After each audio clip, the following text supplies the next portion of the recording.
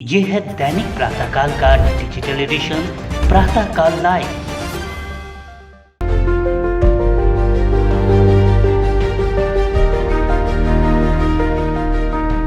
प्रातःकाल लाइव पर संवाद के क्रम में हम आज आपकी मुलाकात करा रहे हैं मेवाड़ के युवा कवि कानू पंडित से, जो काव्य मंचों पर अपनी खास पहचान रखते हैं। राजसमंद जिले के ओडन गांव के निवासी कानू पंडित पिछले 12 वर्षों से काव्य पाठ कर रहे हैं। उनकी रचनाएं हास्य व्यंग से भरपूर होती हैं और उनकी खासियत ये है कि वे राजस्थानी भाषा में कविताएं पढ़ते हैं। उनकी मायरा, रोजडा व माता पिता का कर्ज का नाम की कविताएं इंटरनेट पर हिट हैं और कवि सम्मेलनों में खास तौर पर प्रवासी इन्हें सुनना चाहते हैं। एक बेहद ही साधारण परिवार से ताल्लुक रखने वाले कानू पंडित ने संवाद में बड़ी सरलता के साथ ढेर सारी बातें साझा की हैं। उनके साथ संवाद साधा है हमारे वरिष्ठ संवाददाता मनीष पालीवाल ने। कानू पंडित की ये मुलाकात आपको बेशक पसंद आएगी। नमस्कार दोस्तों, आप देख रहे हैं प्रातःकाल लाइव। मैं हूं मनीष पालीवाल। आज से कुछ 14 वर्ष पहले राजसमंद जिले के एक छोटे से गांव ओडन में एक सांस्कृतिक कार्यक्रम हो रहा था। एक विद्यालय में एक युवा ने कविता गाई, बहुत सारे लोगों ने उसे पसंद की, खूब तालियां बजी। उसी दौरान उस भीड़ में से एक बच्चा आया और कविता गाने वाले लड़के के हाथ में 1 रुपये का नोट थमा के चला गया। लड़के ने वो नोट पलटा, देखा और उसके मन में लगा कि क्या कविता गाने से भी पैसा मिलता है। और उसी दिन से काव्य साधना का एक सफर शुरू हो गया। आज वो लड़का देश का ख्यातनाम कवि कानू पंडित है। कानू जी मेवाड़ी रचनाओं के लिए जाने जाते हैं। एक मौलिक विचारधारा के कवि हैं और जिनकी कविताएं पूरे देश भर में सुनी जाती हैं। ऐसे ही उस शख्सियत से आज प्रातःकाल लाइव पर हम आपकी मुलाकात करा रहे हैं। जानेंगे उनके जीवन से जुड़े हुए कुछ अनछुए पहलुओं को। चलिए हमारे साथ। कानू जी, प्रातःकाल लाइव पर आपका स्वागत है। बहुत बहुत धन्यवाद। बहुत अच्छा लग रहा है इतने बड़े चैनल पर आज कोई मेरे विचार जानना चाहता है और प्रदेश राजस्थान में पहुंचाना चाहता है, तो मुझे बहुत खुशी हो रही। और प्रातःकाल का बहुत बहुत धन्यवाद। धन्यवाद कानू जी। हम अपने सवालों की शुरुआत करें। सबसे पहले चलेंगे आपके बचपन की ओर कि बचपन कैसा था, कहाँ शिक्षा वगैरह हुई और कविताओं के प्रति आपका रुझान कैसे पैदा हुआ। उपली ओडन गांव में मैं पला बड़ा और मेरे दादाजी पंडित हैं, तो उनके साथ में कभी कभी मैं जाता था। और मेरे अंकल सारे बहुत अच्छे भजन गायक और मेरे गांव में भजन गायकी का बहुत अच्छा माहौल है। अगर उपली ओडन गांव में एक पत्थर उछाला जाए तो लगभग किसी भजन गायक के घर के ऊपर ही वो गिरता है। इतने भजन गायक उपली ओडन में है। तो धीरे धीरे मेरा भजनों की तरफ रुझान बढ़ता गया। मैं भक्ति संध्या की तरफ जाता गया और धीरे धीरे और थोड़ा सा गहरा उतरा। तो फिर मैं थोड़ा सा मेरा रुझान साहित्य की तरफ हुआ। तो मैं साहित्य ज़्यादा पढ़ता था। कविताएं पढ़ने का मुझे बचपन से शौक़ था। मैं अखबार में हमेशा जो कविताएं आती थी वो पढ़ता था। रामचरितमानस का मेरे ऊपर बहुत ज़्यादा प्रभाव है। मैंने बचपन से रामचरितमानस खूब पढ़ी है। तो मुझे कई चौपाइयाँ रामचरितमानस के कई छंद मुझे अभी भी कंठस्थ है। तो इनके कारण मैं धीरे धीरे कविता की तरफ झुकता गया। फिर जब मैं पढ़ता हुआ 8वीं क्लास में आया तब मेरे गांव में राष्ट्रीय कवि श्री गिरीश जी विद्रोही का आगमन हुआ। तो बिल्कुल, बहुत मशहूर कवि हैं नाथद्वारा क्षेत्र के और उनकी एक कविता है पहली पहली रात में, मतलब बहुत ही ज़बरदस्त कविता है जी। बिल्कुल कंटिन्यू करेंगे हम लोग जी। तो वो धीरे स्कूल में आए तो वो बहुत अच्छी कविता गाते थे। मंचों पर भी बहुत जाते थे। अखिल भारतीय कवि हैं अभी भी वर्तमान में और पूरे हिंदुस्तान में उनका बहुत अच्छा नाम है। तो धीरे धीरे मैं उनका भी मेरे ऊपर असर होता गया। और फिर मैंने सोचा कि यार ये मैं भी अगर कोशिश करूं तो मैं ये काम कर सकता हूं। फिर मैंने एक कविता लिखी थी बॉलीवुड के ऊपर। लगभग मैं पहले पैरोडियाँ लिखता था। फिर मैंने एक कविता लिखी मेवाड़ी में। तो एक दिन मैं उसको पढ़ रहा था। स्कूल में कोई कार्यक्रम था तो सांस्कृतिक कार्यक्रम में यूं ही मैं उसको पढ़ रहा था। तो सारे लोगों ने उस कविता को सुना और सराहा। फिर एक दिन 15 अगस्त की बात है, कार्यक्रम चल रहा था स्कूल में। जी हाँ बिल्कुल। तो उसके दौरान मैंने जब कविता पढ़ी तो लोगों ने, पूरे गांव के लोगों ने खूब ठहाके लगाए, खूब मस्ती ली। कविता समाप्त हो गई। उसके बाद में एक लड़का आया, उसने मुझे 1 रुपये का नोट लाकर दिया। देखने वालों ने तो बहुत यूँ थोड़ा सा सोचा था कि यार 1 रुपये का पुरस्कार आया है, तो हंसे भी बहुत थे, लेकिन मैंने उसको लिया और अपने सर पर लगाकर माँ भगवती का प्रसाद समझ करके अपनी जेब में रख लिया। और फिर उसी दिन से मैंने ठान लिया कि मुझे कुछ करना है। और फिर मैं आदरणीय गुरुदेव मेरे गिरीश जी विद्रोही के साथ में मैं मंचों पर जाने लगा। लगभग 4 या 5 2005 के आसपास मैंने पहला मंच सुखाड़िया नगर में गणपति महोत्सव में एक कवि सम्मेलन हुआ था। नाथद्वारा के 4-5 कवि और थे साहित्यकार, तो मैं भी उसमें गया था और पेरोडियाँ सुनाई। वहाँ पर काफ़ी लोगों ने मुझे उत्साह के साथ सुना। फिर धीरे धीरे ये सफ़र चलता गया 5-6 से। फिर धीरे धीरे कभी साल में मैं 1 कवि सम्मेलन करता था, फिर मैं कभी साल में 2-3 कर लेता था। फिर धीरे धीरे 2011 के बाद में एक बार मैं पैदल चलकर आवरी माता गया था।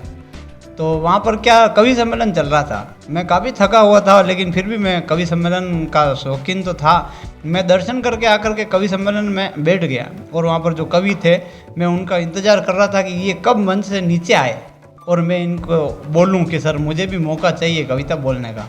तो वहाँ पर जैसे ही वो नीचे उतर कर आए, उसमें कुछ कवि थे, दीपक जी पारीक, मनोज गुजर, बहुत राष्ट्रीय लेवल के सारे कवि हैं जी। तो संपत सुरीला, ये लोग थे उसमें। तो मैं फिर ये क्या उतर के नीचे आए तो मैं इनके पीछे पीछे गया और फिर इनको धोख दे करके मैंने कहा सर मैं भी कविता लिखता हूँ और मुझे भी थोड़ा सा अगर मौका मिल जाए तो आपकी कृपा होगी। तो उन्होंने मेरी बात को स्वीकार कर लिया और फिर उन्होंने मुझे मंच पर आमंत्रित कर लिया। फिर मैंने आवरी माता के दरबार में कविता पढ़ी और वहाँ से उसी मंच पर मेरी 3-4 वंश मोर हुई। और उस मंच पर जो 10 कवि वहाँ पर बैठे हुए थे, उन्होंने फिर धीरे धीरे मुझे बुलाना शुरू किया और फिर माँ भगवती की कृपा धीरे धीरे फैलती चली गई मनीष जी। तो ये उस माँ के कारण ही आज जो है वो सब उनका प्रसाद है और उनकी कृपा से सब काम चल रहा है। जैसा कि आपने बताया कि आपके परिवार में बहुत सारे लोग भजन गायकी करते हैं और आपने एकदम बिल्कुल हटकर एक अलग विषय पकड़ा है। आप जिस क्षेत्र में रहते हैं वहाँ पर मदन जी पालीवाल मिराज वाले, वो भी आपके बड़े फ़ैन माने जाते हैं, आपकी कविताओं के बड़े फ़ैन माने जाते हैं। तो उनके साथ कोई ऐसी कोई घटना हुई हो तो बताएं आप। मैं जब शुरू में लिखता था तब मैंने 2-3 बार उनको सुनाई थी, तो उन्होंने बहुत अच्छी प्रशंसा की थी और कहा था कि थोड़ा सा कोशिश करना अपनी भाषा में भी लिखना और हिंदी में भी लिखेगा तो तू आगे बढ़ेगा। और धीरे धीरे फिर मैं उनकी बात को समझा और फिर धीरे धीरे पूरे हिंदुस्तान में मैं मंचों पर बुलाए जाने लगा। तो ये किसी बड़े की सीख ही आपको कुछ करने के लिए प्रेरणा देती है, तो ये उनका मेरे लिए बहुत अच्छी बात थी जो मुझे आगे बढ़ने के लिए प्रेरणा दे गई। अब वो विषय को हम थोड़ा सा इसी विषय में आगे बढ़ते हैं कि आपको नहीं लगता है कि वर्तमान परिदृश्य में कविता के क्षेत्र में काम करने वाले कवि, जिसमें कवि कम बचे हैं, व्यापारी ज़्यादा हो गए हैं, ये लोगों का आरोप है। आपको क्या कहना है इस मामले में? जो अधिकारी हैं उनको तो मिलना चाहिए, लेकिन इसमें जनता को भी थोड़ा जागरूक रहना चाहिए कि जो जनता को ये पहचानना पड़ेगा कि मौलिक कौन है जी। और व्यापारी कौन है। दोनों चीज़ें अपनी अपनी जगह पर ज़रूरी है।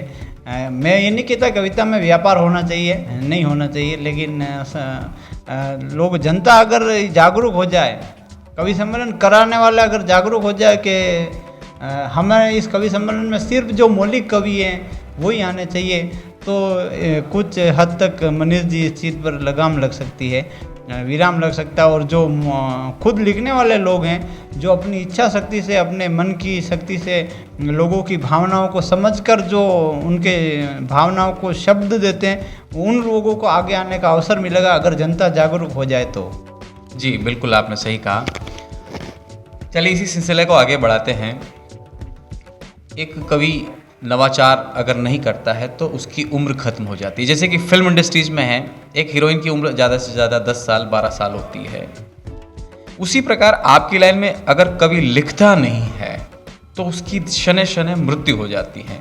तो आपके अंदर जो लिखने का जज्बा है वो आप किस तरीके से लिखते हैं, किन से प्रेरणा प्राप्त करते हैं और किस तरीके के शब्दों को आप अपनी कविता में लेकर आते हैं? एक तो रही बात कवि, आपने कहा कवि जैसे अगर नहीं लिखता है तो ख़त्म हो जाता है, ये बात सही है। लेकिन जो अंदर से कवि है, जो अपनी आत्मा से कवि है, दिल से कवि है, वो तो ख़त्म नहीं होगा। वो तो उसको माँ भगवती उस पर करुणा निरंतर बनाए रखती है, तो उसको वो कुछ ना कुछ देती रहती है। जो मौलिक है उन्होंने जो लिख दिया है, कई कविताएं ऐसी है वो जीवन भर, अब जो कविता लिखा गई, कुछ ऐसी कविताएं हैं जो आज लोगों की जुबान पर चढ़ी हुई है, तो वो जो लिखा गई उनके नाम से लिखने वाला पूरी ज़िंदगी भर अपना काम निकाल सकता है। उनका नाम और यश कम नहीं होता है। कुछ जो होते हैं वो फिर धीरे धीरे अपनी दिशा से अगर भटक जाते हैं, अपने काम से भटक जाते हैं, माँ भगवती की आराधना को थोड़ा सा उस लिंक से हट जाते हैं, तो फिर उनकी थोड़ी सी आपकी बात पर मैं सहमत हूँ। बाकी जहाँ तक मेरा विचार है, मैं हमेशा कोशिश करता हूँ लिखने के लिए और नई नई चीज़ें मैं ढूंढता हूँ। मैं जब आया तो मुझे लगा कि यार मेवाड़ी आंचलिक भाषा में कुछ थोड़ा सा बाकी बाकी लग रहा है। कुछ लोग जो तलाश कर रहे हैं उनको वो चीज़ें अभी तक मिली नहीं। तो फिर मैंने कोशिश की और माँ भगवती ने थोड़ा सा मुझे आशीर्वाद दिया, थोड़ा क्या पूरा आशीर्वाद उन्हीं का है। तो उनके आशीर्वाद के कारण फिर मैं वो चीज़ें लेकर आया जो लोगों के मन में तो थी लेकिन मंचों पर नहीं थी। मैं उनको मंचों पर लाया और लोगों ने मुझे बिल्कुल सर आंखों पर बिठाया। अब आपकी जो मंचों पर चीज़ चलती है, जो मंचों पर आप गाते हैं, सुपरहिट चीज़ें आपकी रहती हैं, हम चाहते हैं कि हमारे दर्शकों को भी वो आप सुनाएं। जैसे कोरोना काल में भी मैंने कई सारी चीज़ें लिखी और मेवाड़ी में भी लिखी, मारवाड़ी में लिखी, हिंदी में लिखी, बहुत सारी चीज़ें लिखी। तो उसमें एक कविता मैं सुना रहा हूँ मेवाड़ी की। मैं चाहता हूँ कि जो प्रवासी मेवाड़ी है हमारे, वो उन तक वो कविता पहुँचे। बहुत सारे लोगों ने वीडियो पर देखी थी, लेकिन प्रातःकाल के दर्शक और सारे लोग ये कविता को सुने, तो मैं वो कविता आपको सुना रहा हूँ। मेवाड़ी की कविता है, आपको आनंद बहुत आएगा। किस्मत खराब वे, मैं शुरू करता हूँ। किस्मत खराब वे तो टाट कराता कड़ा पड़े, माज न बगड़ी जा इज्जत में सौ गड़ा पड़े। मुँह भी लॉकडाउन रा नियम कायदा पाड़ी रो और जीव काटो करीन बेटो भली घर रे बड़े जीवन चाली रो। जतराक में मोनिए हेलो पाड़ियो के कान्या बेटो बेटो कई ऊँगी रो, के कान्या बेटो बेटो कई ऊँगी रो ने जीवन नहीं जई रो पछे खिड़की मुँह कई टूंगी रो। आप मोनिए हेलो पाड़ियो के ले आओ, आपी तो थाली लઈને छेटी पर बेवा, कोरोना है आपी तो थाली लઈને छेटी पर बेवा ने जीवन नहीं जावा तो आपी कैसे अमर रहेवा। मुई तैयार व्यो फटाफट पहुँच्यो, पर बटे जो सीनो में मारी जिंदगी में नहीं होच्यो। 2 दिन पहले कोरोना एक मनक मरियो तो कोई नहीं दर फिरो, आग को वाड़ो मनकों भरियो। पाछो भीड़ में कौन जाई यो होचीन मनक थाड़िया भरी भरीन लाईरा, और कोरोना बापड़ो बेटो बेटो मुंडो देखी मनक तो भका भक चेटाईरा। कोरोना बापड़ो बेटो बेटो मुंडो देखी मनक तो भका भक चेटाईरा। मुँह ने मोनियो हुंडिया लगाई ने भीड़ में वड़िया, मुँह ने मोनियो हुंडिया लगाई ने भीड़ में वड़िया। जो अना पत्रकार साहब मनीष जी रा 5 दुना अमृत रा परा ढड़िया। अना पत्रकार साहब मनीष जी रा 5 दुना अमृत रा परा ढड़िया। अब मने भूख नहीं है तो 15-20 पूड़ियाँ भाईगी, मने भूख नहीं है तो 15-20 पूड़ियाँ भाईगी। मुँह आदोक जिम्योन मनक हाको कीधो के पुलिस आएगी, पुलिस आएगी, पुलिस आएगी, पुलिस आएगी। मनक हाको कीधो कि पुलिस आएगी। जो वाटिका में पुलिस देखी, वाटिका में पुलिस देखी, जो मनका रे तो वाटिका में पुलिस देखी, जो मनका ने तो जाने कालो नाक डसी गयो। वाटिका में पुलिस देखी, जो मनका ने तो जाने कालो नाक डसी गयो। और पुलिस वाला रा हाथ में लठ दे गया, तो मारे तो गला में गुलाब जामुन फंसी गयो। क्या बात है, क्या बात है। अबे वो गुलाब जामुन ने तो ऊपर आवे ने नीचे जावे। नजरा रे हाँ में जरबा पड़ी रहा, अबे कानियो खावे तो किधर खावे। नजरा रे हाँ में जरबा पड़ी रहा, अबे कानियो खावे तो किधर खावे। अबे पुलिस वाला तो सबने कूटवा पे अड़िया कि भाई साहब पुलिस वाला तो सबने कूटवा पे अड़िया। कवि हूँ झूठ नहीं बोलूँ 2 डंडकिया मारे पड़िया। कवि हूँ झूठ नहीं बोलूँ 2 डंडकिया मारे पड़िया। पुलिस वाला क्यों थुआटे किधर आयो, मैं क्यों गलती वेगी हुक्म मने तो यो मोनियो लायो, गलती वेगी हुक्म मने तो यो मोनियो लायो। मैं नाम लीधो बटा केड़े मोनियो घणो दोरो वियो, और 4 डंडकिया हाँ में गोडा पे मोनिया रे मिलिया जदी मारो जीव होरो वियो। 4 डंडकिया मोनिया रे मिलिया जदी मारो जीव होरो वियो। વીનરો બાપ ટેન્ટ પાછે હપીરો, વીનરો બાપ ટેન્ટ પાછે હપીરો, વીન आशीर्वाद समारोह की कुर्सी बैठो बैठो राम राम जपीरो। पुलिस वाला और अधिकारी बड़ी मुश्किलों वींद्रा बाप ने हेरी ने काढ़ियो और 5 लाख रो चालान फाड़ियो। आणि वहाँ ते जटा तक यह बीमारी खत्म नहीं वे वटा तक आपने कटेश धीमा जाओ मती, कटेश धीमा जाओ मती, कटेश धीमा जाओ मती। बहुत बहुत धन्यवाद। कानू जी, ये तो आपने कोरोना पर हमें कविता सुनाई, लेकिन आपकी एक कविता भूख लगी से भारी मायरे पर आधारित एक जो कविता है वो पूरे देश भर में बहुत ज़बरदस्त तरीके से सुनी जाती है और इंटरनेट पे तो उसके बहुत ज़बरदस्त व्यूज़ आ चुके हैं। हम चाहते हैं कि वो भी आप हमें सुनाएं। रचना जैसे राजस्थानी और अपनी संस्कृति से जोड़ने की है। मैं अपने गांव में खड़ा हुआ था तो वहाँ पर किसी की शादी थी तो मायरा लेकर जा रहे। अब मायरा लेके जा रहे, आगे आगे माता बहनें जा रही, पीछे पीछे पुरुष जा रहे। मैं वहाँ पर खड़ा हुआ, मेरे पास में एक अंग्रेज़ खड़ा हुआ। उस अंग्रेज़ ने अपनी ज़िंदगी में कभी मायरा नहीं देखा, तो उस अंग्रेज़ ने मुझसे पूछा कि व्हाट इज़ दिस। उस अंग्रेज़ ने मुझसे पूछा कि व्हाट इज़ दिस। मैंने कहा दिस इज़ मायरा एंड शादी में लहरा। उसको समझ में ही नहीं आया, बेचारे को नीचे गिर गया, चक्कर आ गए, वापस खड़ा हुआ होश संभाल कर और मुझसे कहा हिंदी में, क्या कहा आपने। मैंने कहा मेवाड़ी में रोया थारा बाप ने। तो वहाँ से वो माता बहनें वहाँ से चली, गीत गाती हुई जा रही माता बहनें। और गीत क्या गा रही कि भूख लगी छे भारी भोजन की करो तैयारी, भूख लगी छे भारी भोजन की करो तैयारी, मैं नोनो फुलका खाई जावा शर्म की मारी। अब उस दिन माता बहनें थोड़ी लेट हो गई। अब लेट हो गई तो वहाँ पर शादी में कोई एक थोड़ी सी लेट हो गई तो मनीष जी पत्रकार साहब भी उस शादी में उपस्थित है। तो वहाँ उस शादी में उपस्थित है, बहुत अच्छे पत्रकार हैं, हिंदुस्तान में इनका नाम है। तो मनीष जी ने उस बात को बैलेंस बनाया और माताओं बहनों को उन्हीं की भाषा में जवाब दिया। इधर से माता बहनें बोली कि भूख लगी छे भारी भोजन की करो तैयारी, मैं नोनो फुलका खाई जावा शर्म की मारी। अब मनीष जी भाई साहब बोले कि अबे पुड़िया वंचगी थोड़ी था आई मारी बाया मोड़ी, मोड़ी यानी लेट। अबे पुड़िया वंचगी थोड़ी था आई मारी बाया मोड़ी, अब दाल में पानी नाक्यो और लाडू एक ने राख्यो। तो ये ऐसी रचनाएं हैं जो जिन्होंने मुझे बहुत आशीर्वाद दिया है। सब तरफ मुझे ये रचनाएं लेकर जा रही है, तो इसके लिए माँ भगवती का बहुत बहुत धन्यवाद। और मैं अपने मेवाड़ी भाषी लोगों से कहना चाहता हूँ कि आप कुछ भी करें ज़िंदगी में, कहीं भी चले जाएं अगर बिजनेस करने के लिए, लेकिन अपनी संस्कृति और अपनी जड़ों से कभी मत कटना। अपने बच्चों को जो चाहे शिक्षा देना, लेकिन उनको मेवाड़ी ज़रूर सिखाना। और अगर वो मेवाड़ी के जानकार रहेंगे तो अपने सनातन संस्कृति, अपने धर्म और अपने संस्कृति से जुड़े रहेंगे, अपने गांव से जुड़े रहेंगे। अगर गांव से जुड़े रहेंगे तो ज़िंदगी में कभी भी उनके मुश्किलों में पाँव नहीं डगमगाएंगे, क्योंकि जो जड़ों से जुड़ा रहता है वही आदमी जीवित रहता है, आगे बढ़ता है। बिल्कुल सही कहा कि जड़ों से जो जुड़े हैं वही जीवित हैं। मुंबई में हमारे जितने तमाम प्रवासी हैं उनके घरों में मारवाड़ी या मेवाड़ी भाषा ही बोली जाती है। इस सिलसिले को आगे बढ़ाते हैं। आपकी कविताओं में जो पात्र होते हैं, मौनिया, नाथ्या, बेमा, खेमा, वो कैसे गढ़ते हैं? या आसपास के ही जो आपके जो चरित्र होते हैं आपके आसपास की दुनिया के, क्या उन्हीं को उठाते हैं या स्पेशल कुछ शोध होता है इस पर? नहीं, इस पे तो ज़्यादातर तो जो गांवों में पात्र मिलते हैं मैं उन्हीं पर करता हूँ। जैसे किसी गांव में आसपास के लोग देख लेता हूँ, कोई ऐसा जो हो वाकई में वो ऐसे इस चीज़ से जुड़ा हुआ होता है, तो अगर उसको अपन अपनी कविता में शामिल करते हैं तो उससे थोड़ी सरसता ज़्यादा आती है और थोड़ी ओरिजिनलिटी थोड़ी सी ज़्यादा आती है। तो मैं थोड़ा सा ढूंढता रहता हूँ कि अगर मुझे कोई ऐसा चीज़ लगता है तो मैं उसको फटाक से शामिल कर लेता हूँ। इससे उस कविता की रोचकता और सुंदरता और माधुर्यता आनंदित और ज़्यादा कर देती है हम सबको। सोशल मीडिया पर भी आप ज़बरदस्त तरीके से एक्टिव हैं।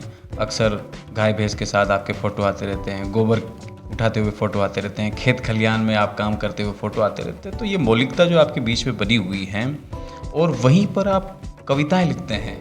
और मैं अक्सर देखता हूँ, मेरे जैसे काफ़ी सारे लोग देखते हैं जो आजकल आप शो रील बनाने लगे हैं, तो इसमें किस तरीके की आपका रुझान बढ़ा है और इससे आपकी जो विधा है उस पर कितना फ़र्क पड़ता है? उसमें क्या और तराशी जाती है उसको या क्या होता है? ये चीज़ें जो है खेत खलिहान, गाय, पशुपालन वगैरह, ये जो काम है खेती बाड़ी का, ये हमारे खून में हमारे पिताजी करते आए, दादाजी करते आए, तो हम क्यों छोड़ें।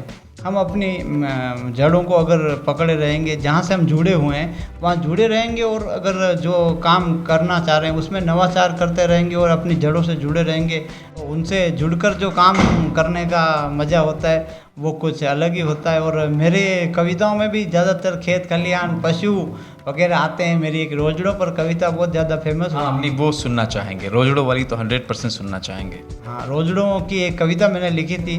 तो उस समय क्या हुआ, रोजड़े जैसे नील गाय जिसको बोलते हैं, तो उसके आतंक से बहुत सारे लोग परेशान थे। कई लोग चोटिल हो गए थे हॉस्पिटल में, कई लोगों ने तो शायद दम भी तोड़ दिया था।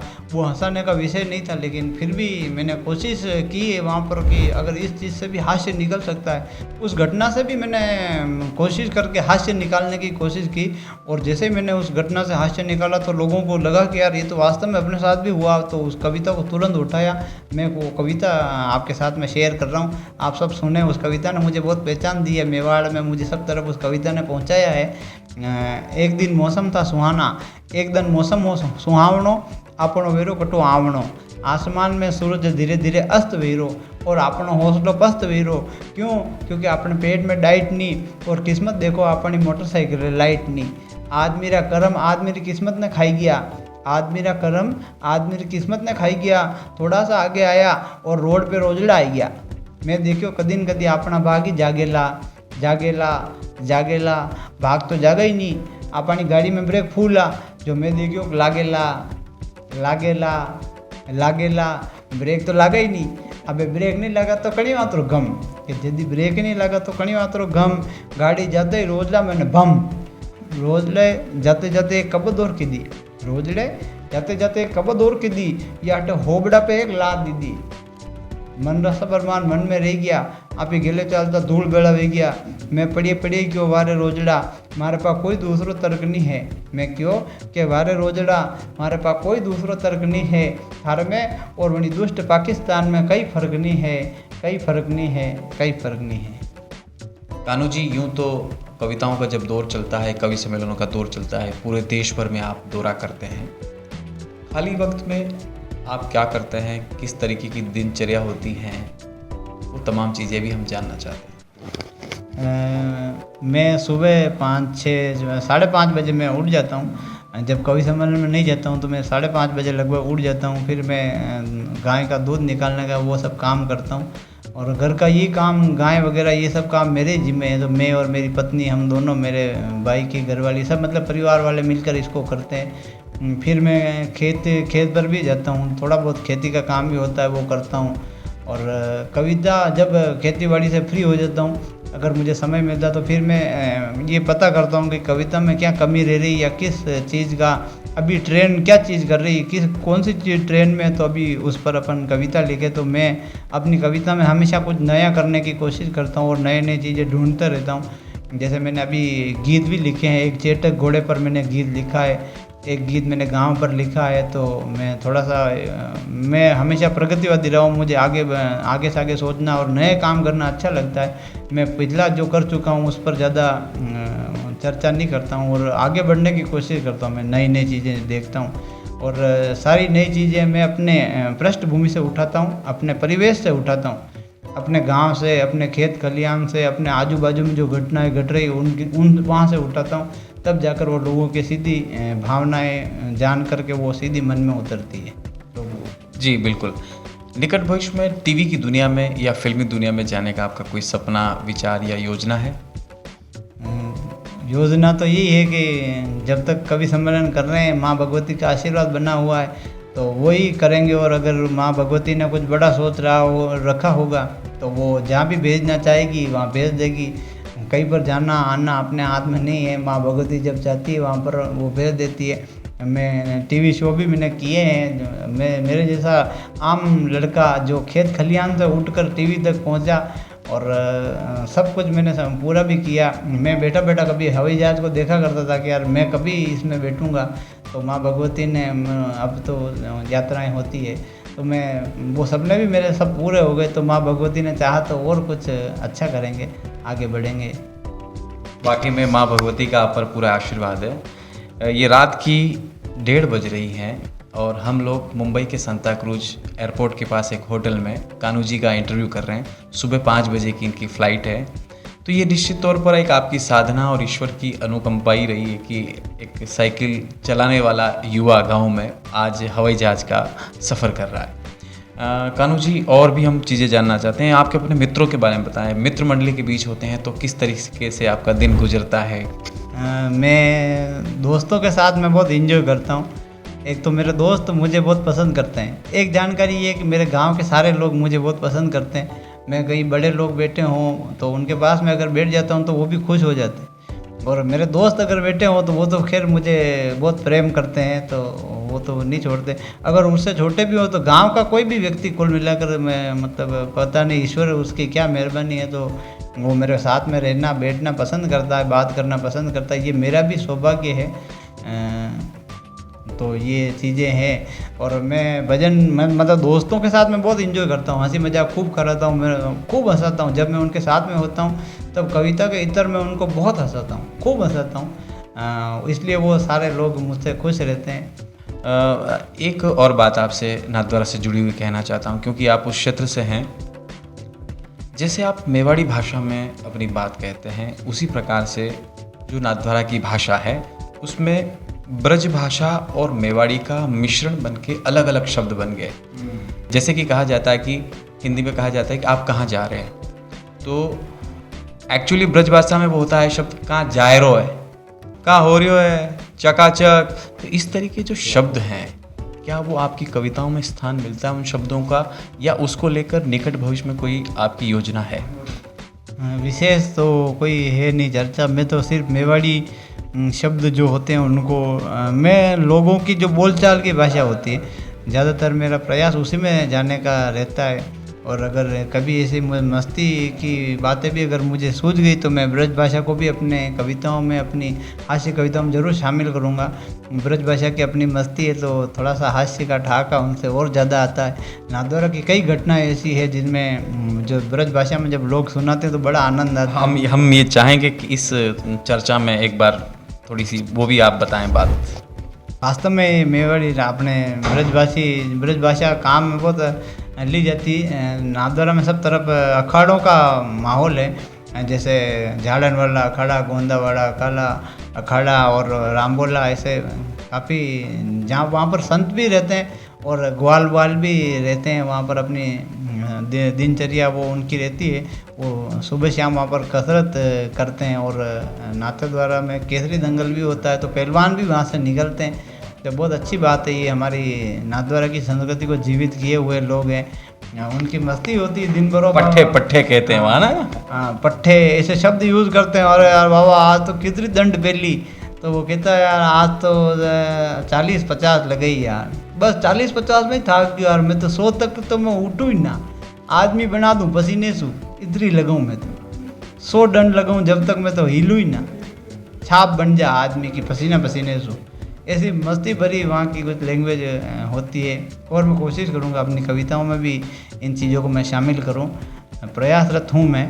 नाथद्वारा की एक हाल ही में सटायर आए हैं, मेवाड़ी बाई के नाम से मशहूर हैं, जिगीशा जी, जिगीशा जोशी नाम है उनका। जिगीशा जी भी अच्छा काम कर रही हैं और बहुत सारे युवान इस विषय में अलग अलग क्षेत्रों में काम कर रहे हैं। तो जो नवाचार कर रहे हैं उनके प्रति आप क्या कहना चाहेंगे?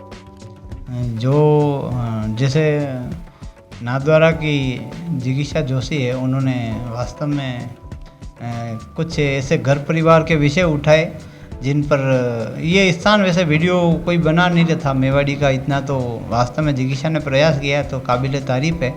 और इससे मेवाड़ी संस्कृति को और मेवाड़ी भाषा को भी थोड़ी मजबूती प्रदान हुई है, तो मैं जिगीशा का भी धन्यवाद करना चाहता हूँ। हालांकि मैं जिगीशा से कभी मिला नहीं, लेकिन बहुत अच्छा काम कर रही है, इसलिए मैं उसको बधाई देना चाहता हूँ। कि वो हमेशा करती रहे, आगे बढ़ती रहे। और जो लोग इस काम में अपनी मेवाड़ी भाषा को जिंदा करने के लिए जो लगे हुए हैं, मैं उनको हमेशा सैल्यूट करता हूँ और उनका समर्थन जहाँ तक मुझसे बनेगा वो मैं हमेशा करूँगा। और मैं भी प्रयासरत हूँ, तो जब सारे लोग मिलकर प्रयास करेंगे तो ही अपनी आंचलिक भाषाएँ, अपनी मेवाड़ी भाषाएँ ये थोड़ा सा आगे बढ़ेगी और एकदम से इनका आगे बढ़ने को इनको अवसर मिलेगा और हम संस्कृति और हमारी जड़ें फिर से मजबूत हो जाएगी। इसी चर्चा में हम कुछ देसी शब्दों को सुनना चाहते हैं, एकदम ठेठ, जो अपने मेवाड़ी के गांव में बोले जाते हैं, जो शहरों में तो ख़त्म हो चुके हैं। बेसिक आज हिंदी का प्रभाव ज़्यादा है, मगर गांव में जैसे गेलियो, नात्यो, मतलब इस तरीके के जो शब्द होते हैं, हुंड को ले ले, हुंडो बांधी ले, टाला, बैल को टाला, इस तरीके के जो शब्द बोले जाते हैं वो थोड़ा सा आप बताएं। हाँ, ऐसे कई शब्द है वास्तव में। जो बहुत सारी कहावतें वगैरह प्रचलित है। चाहते हैं कुछ कहावतें आप बताएं। आई बई पसे ने बेटी बई वसे, और बलदार हुंडियो कई के यार यो तो छोरो तो आजकल बड़द वेगियो यार, अंडे तो नात घालनी पड़ी। ऐसी कई सारी चीज़ें बहुत मनोरंजक भी है और ज्ञानवर्धक भी है। हमारी मेवाड़ी भाषा बहुत समर्थ है, तो बहुत अच्छा लगता है। ऐसी कई चीज़ें हैं और जब मुझे और आएगी तो दिमाग में, तो आप अगली कविता में इन सब चीज़ों को सुनेंगे। मेवाड़ी भाषा की जो कहनावतें हैं वो हमारे नाथद्वारा के एक वरिष्ठ पत्रकार हैं जगदीश सोनी जी, वो अपनी भाषा में बड़ा इस्तेमाल करते हैं। कभी मिले हैं आप उनसे? हाँ, जगदीश जी सोनी से मैं मिला हूँ। बहुत अच्छे इंसान हैं और काफ़ी उनको जानकारी है, वो अपनी भाषा में यूज भी करते हैं। मैंने सुना भी है एक दो बार, थोड़ा सा मतलब आसपास में था वहाँ पर, तो हाँ काफ़ी मज़ा आता है वो जब पोपा भाई का राज और इस तरीके की चीज़ें उनके बहुत ज़्यादा आती है। हाँ, बहुत अच्छी बात है उनकी, और वास्तव में वो यूज़ करते हैं इन चीज़ों को। और इन चीज़ों को यूज़ करने से क्या होता है कि जो जैसे 10 मिनट की बात है तो आदमी 1 मिनट में बोल देता है। ये चीज़ें बहुत अच्छी है और सबको प्रयास करना चाहिए। हमारी कहावतें हैं, हमारी वो कहनावता अपनी मेवाड़ी री वे सब पाची जीवती हुए और लोगों तक पहुँचे, अपना छोरा तक भी पहुँचे, अपनी आव वाली पीढ़ी तक पहुँचे। तो सब हमें प्रयास कर आनी भाषा ने आगे बढ़ार वास्ते, और कोशिश सतत जारी है, प्रयास आपनो। कविता के क्षेत्र में जो लोग आना चाहते हैं उनको किस तरीके की तैयारी करके आना चाहिए? क्या चीज़ों पर विशेष ख्याल देना चाहिए? किस चीज़ों पर ध्यान देना चाहिए? एक तो सबसे बड़ी बात तो ये है कि कवि तो माँ भगवती बनाकर भेजती। जहाँ तक मेरा विचार है, माँ सरस्वती की मेहरबानी के बिना तो लिखना तो संभव नहीं है।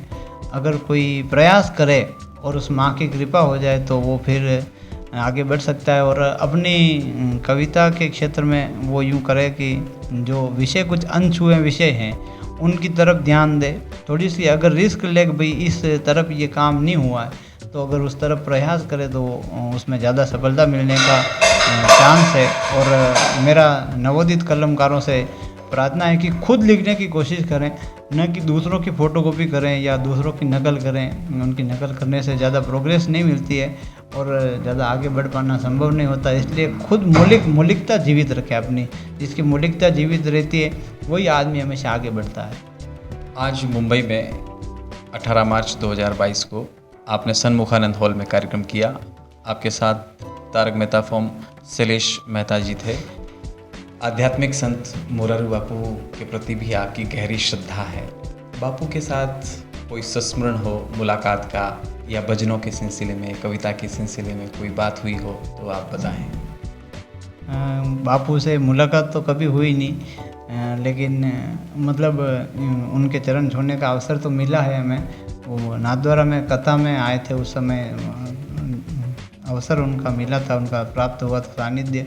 तो बचपन से ही मेरे पिताजी बापू के काफ़ी भक्त हैं। उनकी कैसेटें लेकर आते थे, तो हम सब पूरा परिवार मिलकर उनका सत्संग सुनते थे, उनके प्रवचन सुनते थे। और जहाँ तक मैं कहना चाहता हूँ कि जो मुरारी बापू के प्रवचन और उनकी जो मानस, रामचरितमानस की जो जानकारी है, जो उन वक्तव्य है, जो उनका ज्ञान गंगा जो है उनकी उनके साथ जो आदमी बह जाता है उसको कुछ ज़्यादा पढ़ने की और ज़्यादा ज्ञान अर्जित करने की ज़रूरत नहीं रहती, क्योंकि मेरा मानस रामचरित अपने आप में पूर्ण ज्ञान का समुद्र है और उनसे बहुत ज्ञान मिलती है। आदरणीय वंदनीय बापूजी का आशीर्वाद और उनकी कृपा हमेशा हमारे ऊपर रहती है, तो माँ भगवती भी पूरी कृपा करती है। किसी भी कार्य को पूरा करने के बाद अक्सर लिखा जाता है इति शुभम। हम चाहते हैं कि इस इंटरव्यू के एंड में आप हनुमान जी या राम जी के भजन से जुड़ी 2 कड़ियाँ सुना दें। हाँ, भजन मैंने खूब गाए हैं, लेकिन अगर आपकी इच्छा हो तो मैंने चेटक पर जो भी एक गीत लिखा है जी, महाराणा प्रताप पर खूब लिखा गया, हल्दी घाटी पर खूब लिखा गया, लेकिन एक जो सिर्फ चेतक पर कुछ चीज़ लिखी नहीं गई, वो आज मैं पहली बार प्रातःकाल से इस गीत को मैं कर रहा हूँ। मैंने मेरा YouTube चैनल पर भी इसको डाला है, तो ज़्यादा इसको अभी मैंने प्रचारित नहीं किया है, तो आज पहली बार मैं प्रातःकाल चैनल पर इसकी कुछ पंक्तियाँ और एक बंद अगर मैं सुना रहा हूँ। उस गीत शायद मैंने साहित्यकारों को वो गीत सुनाया तो उन्होंने काफ़ी उसको पसंद किया था। मैं आप सबके सामने उसका एक बंद रखता हूँ। समर भूमि हल्दी घाटी में मुगलों को ना छोड़ा, समर भूमि हल्दी घाटी में मुगलों को ना छोड़ा, दौड़ा जाए रे वो चेटक घोड़ा श्वेत रंग। हमने कभी चेटक को नहीं देखा, तो चेटक कैसा था? श्वेत रंग और कसा बदन, तेरे सिर पर भगवा टीका, एक गज चौड़ी पीठ पे बैठा महाराणा वो कीका, चाल चला चेटक ऐसी, चाल चला चेटक ऐसी, अभिमान विद्युत का तोड़ा, दौड़ा जाए रे वो चेटक घोड़ा।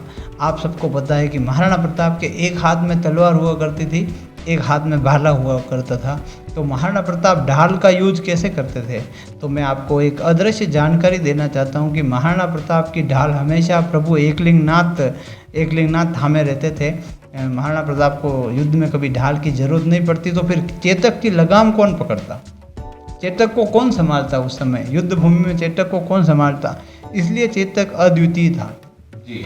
पकड़ी जाती ना लगाम तू पलक इशारे मुड़ता, दूजे घोड़े दौड़ लगाते एक चेटक था उड़ता, इसीलिए हिंदुआ सूरज ने मन तुझसे था जोड़ा, दौड़ा जाए रे वो चेटक घोड़ा, दौड़ा जाए रे वो चेटक घोड़ा। बहुत बहुत इस गीत को पूरा करेंगे जब आदेश रहेगा। कान्हू जी बहुत बहुत धन्यवाद प्रातःकाल से बात करने के लिए। Thank you very much.